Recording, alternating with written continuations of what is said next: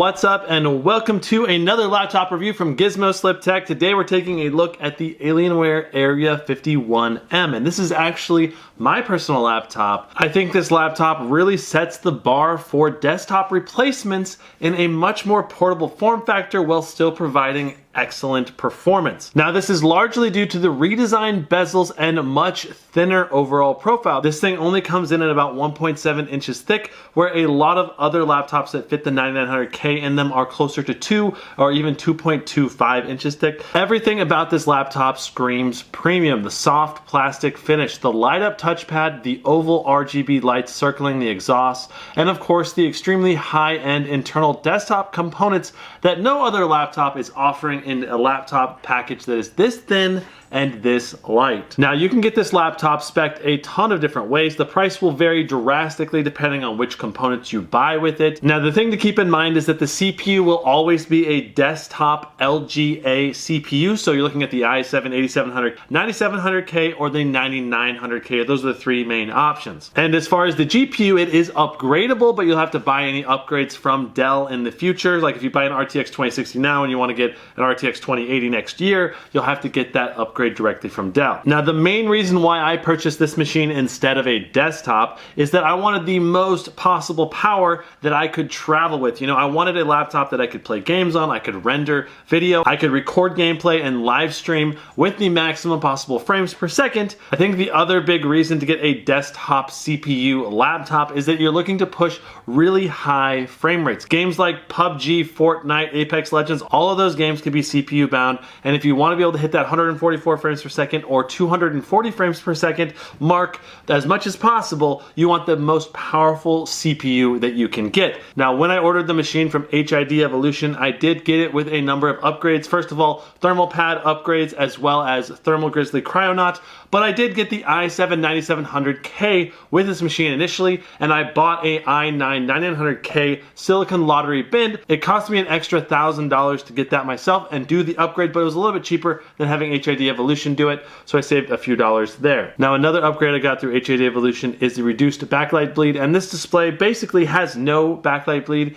even in dark environments, which is just fantastic. Now I'm actually really disappointed with the ports with this Area 51M for two main reasons. First of all, we don't have a full-size SD card slot. We also don't have a fourth USB Type A. I tend to plug in like 4 USB Type A's pretty frequently between external hard drives, keyboards, mice, an SD card reader, because I'm gonna have to use one of these slots for an SD card reader a lot. So I'm gonna have to use like an external USB hub, at least here at my desk, if I wanna plug in everything that I need to plug in. And then we have the Alienware Graphics Amplifier, which to me seems really, really useless in a machine that has internal upgradable graphics. Like, why would I want an external GPU when the internal GPU is upgradable? I mean, that's like the main draw, I think, to this machine, is that you invest in it. It's very expensive up front, but then in a couple of years you don't have to buy a new laptop because you can just get a new GPU, install it, and suddenly you've got the latest and greatest for a lot less money. So for me, the main change here, I would say, is if they had removed the Alienware Graphics Amplifier port, they might have been able to fit in a full-size SD card reader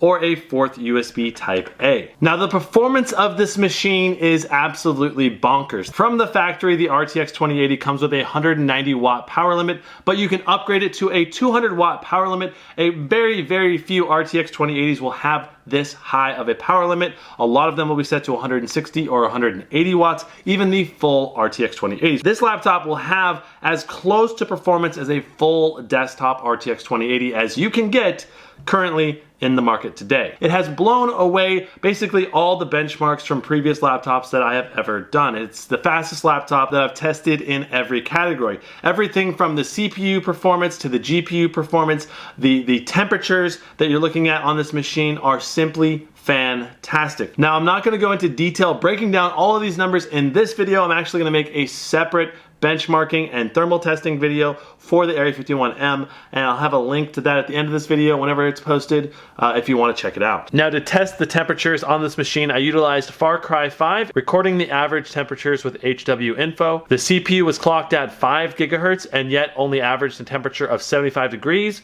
and the GPU averaged a temperature of just 61 degrees. That is freaking fantastic temps on both the CPU and GPU. Of course, the CPU temps would be lower if I ran it at stock clocks. So speaking of the fans, there are technically 6 modes on this machine, but I'll be talking about 4 of them. We have the quiet mode, the balance mode, the performance mode, and the full speed mode. Now, the quiet mode and balance mode basically make this laptop silent. When under medium and light load, balance mode works fine. But the problem that I ran into is when I was in balanced mode, I actually started rendering a video, and the CPU was at 100 degrees Celsius, and the fans still hadn't ramped up to 100%. They were at like 60%, which is a terrible thing. You don't want your CPU or GPU overheating and then the fans not even kicking into full speed. So I think Dell has a lot of work to do in the quiet and balanced mode for this laptop. Now, another thing that's very important with the quiet and balanced mode is that you do get power limited on both the GPU and CPU, and the fan curve is specifically designed to allow the temperatures to go a lot higher.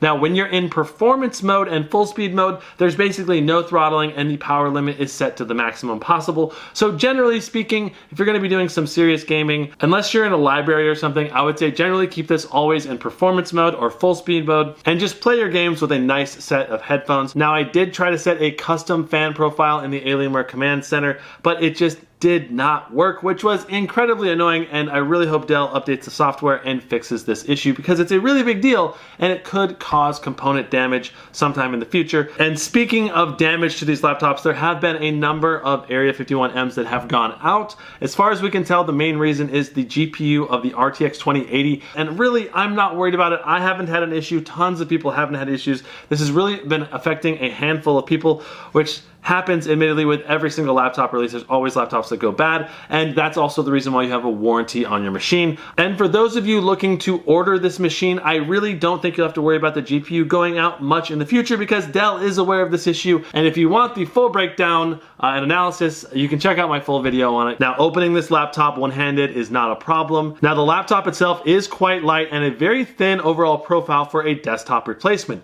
but it is exceptionally deep. It's very deceptive because it's, you know, when you're using the laptop, it seems like it's this deep, but in reality, there's this tail end here, and it makes it very hard to fit into backpacks. I had to actually go to Best Buy, try like 10 different backpacks, and only one of the 10 backpacks fit the Area 51M comfortably. Now, another big issue with portability is the fact that you do have 2 power adapters here, and you've got a 330 watt power adapter and a 180 watt power adapter. The 180 watt power adapter is designed to be more portable. You can take it with you to the cafe. But the thing is, if you want to game at full potential power, you'll need to have both power adapters plugged in. Now, the keyboard on this machine is superb. The backlighting is insane, and it is single key RGB backlighting, so you can customize each key's backlight color. The keyboard has very deep travel with 2.2 millimeters, and it's just got the right amount of feedback, the right texture. I really like the keyboard layout. You've got these dedicated macro keys. All of the keys are in the area you would kind of expect them to be. The arrow keys are separated down here, which makes it easier to find those.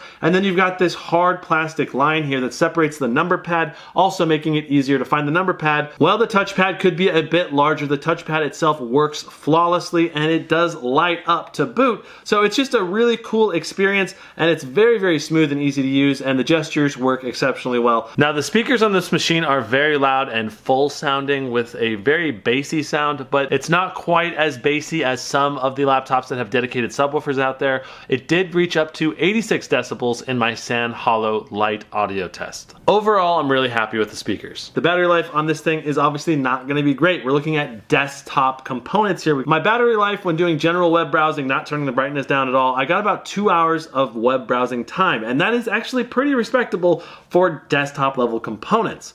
If you try to maximize everything, turn Wi-Fi off, brightness down, no keyboard backlight, I could see you maybe getting 2.5 to 3 hours at most. When it comes down to it, this Area 51M is the most powerful laptop money can buy for around the 9-pound weight range. There is one laptop out there that weighs about 12 pounds, the Clevo P70TM1.